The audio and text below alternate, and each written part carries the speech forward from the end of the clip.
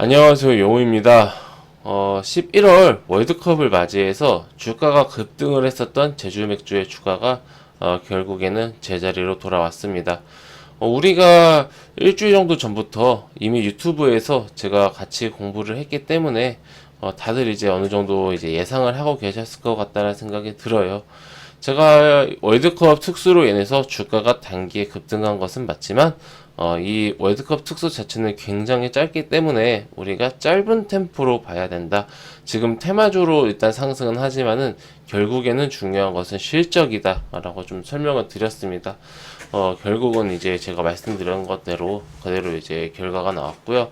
아무래도 어제 가나전에서 패배를 하면서 16강의 꿈이 좀 멀어지다 보니까 이게 우리나라 경기일 때 치킨 맥주를 시켜놓고 먹지 다른 나라 경기일 때는 막 그렇게까지 많이 안 보지 않습니까? 물론 보시는 분들도 계시겠지만은 치킨과 맥주는 응원의 상징인데 우리나라 경기가 아닌데 누구를 응원하겠습니까? 예, 그런 관점으로 봤을 때 16강이 좌절되고 사실상 다음 경기가 이번 월드컵의 마지막 경기가 아닐까라는 그런 불안감이 어제 이 월드컵 결과로 인해서 주가에 이제 반영된 것 같습니다. 사실 근데 16강을 간다라고 했어도 단기적으로 어떤 모멘텀은 한 조금 며칠 정도 더 지속될 수는 있지만은 월드컵을 평생 하는 게 아니기 때문에, 그리고 우리가 뭐 이거를 사실 우승까지 노려보기에는 쉽지가 않은 상황이기 때문에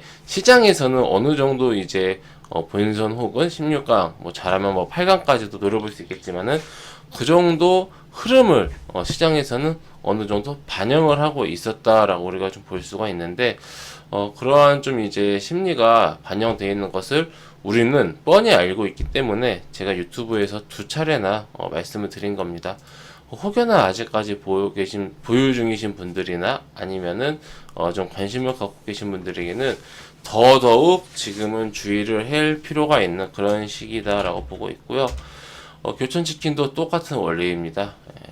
제주 맥주하고 교촌치킨하고 똑같은 이슈로 올랐다가 똑같은 이슈로 하락을 하면서 주가가 제자리까지 내려왔다라고 볼 수 있습니다.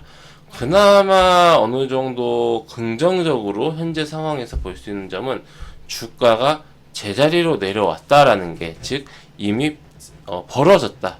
이미 어떤 그 상황이 벌어졌다. 물론 제주 맥주는 10월 저점까지는 아직까지 남아있긴 합니다만은 여기는 워낙 주가가 많이 하락했었던 폭락장에서의 주가 수준이고, 지금 시장 자체도 이때 10월에 비해서는 회복을 했기 때문에 지금은 충분히 바닥권까지 내려왔다라고 주가적인 측면에서요, 밸류적인 측면 말고 주가적인 측면에서는 충분히 이제 내려와서 시총도 이제 1000억 아래로 내려왔다라고 볼 수가 있고요. 앞으로 그렇다면 이제 중요한 것은 이제 월드컵 관련된 이슈는 정말 기적적으로 16강에 진출한다라면은 이제 한 차례 정도 더 슈팅이 나올 수 있는데, 정말 만약에 우승까지 한다라고 하면은 수명이 더 길어질 거예요. 그러면 이제 새로운 이제 어떤 그런 모멘텀으로 작용하는데, 서두에 말씀드렸다시피 월드컵은 언젠가는 끝납니다. 이게 무기한하는 게 몇 주 안 해요. 월드컵은 몇 주 안 하기 때문에 이걸 뭐 영원히 1년, 2년, 뭐 10년 계속 이번 월드컵을 하는 게 아니지 않습니까? 그러면은 이제 또 이제 맥주의 다음 모멘텀을 기다려야 되는데, 뭐 2년 뒤에 올림픽도 있긴 한데 사실 월드컵만 하지 못하죠. 그렇기 때문에 우리가 단기 모멘텀으로 이번 시즌을 봐야 된다라고 보고 있고, 주가는 이미 내려온 상태이기 때문에 이번 월드컵이 마무리가 되면서 사실상 우리나라 그 위로 못 올라가면은 월드컵은 진행되더라도 치킨 맥주 입장에서는 사실상 월드컵이 끝난 것과 다름이 없죠. 다른 나라 경기 보면서 치킨 맥주를 얼마나 먹겠습니까? 네, 그렇기 때문에 실적 개선 이런 것을 먼저 우리가 봐야 되지, 뭐 특별히 지금 뭐 새로운 모멘텀 뭐 없나, 또 맥주 먹을 일 없나, 치킨 먹을 일 또 뭐 없나, 이렇게 좀 보기에는 쉽지가 않은 상황이다라고 보고 있고, 같이 투자하시는 분들에게는 이미 주가가 다시 다 내려왔기 때문에 뭐 특별한 이슈가 없지 않을까. 뭐 위에서 팔고 아래에서 사면 베스트인 거고, 그게 아니라 나는 뭐 교촌치킨과 뭐 함께 할 거다 하시는 분들이 계실 수도 있고, 나는 제주 맥주와 함께 할 것이다 라고 생각하시는 분들이 계실 수도 있기 때문에, 또 교촌은 실적도 나쁘지 않죠. 지금 보시면 교촌 작년 이익이 400억이 넘어요. 영업이익이. 물론 순이익은 300억 정도입니다만은, 그리고 올해는 좀 대규모, 작년 대비해서 대규모 좀 이제 실적 감소가 있을 것 같네요. 이렇게 되면은 사실 실적이 이렇게 나와버리면은 주가는 하방으로 갈 수밖에 없습니다. 예. 굉장히 좀 안타까운 이런 좀 이제 상황인데, 제주 맥주도 하루빨리 흑자 전환해야 되고요. 교촌치킨도 실적 개선이 급합니다. 예, 실적 개선을 할 수 있는 방법을 봐야지 테마주로서는 어느 정도 좀 이제 수명이 다했다, 이렇게 보시면 될 것 같고요.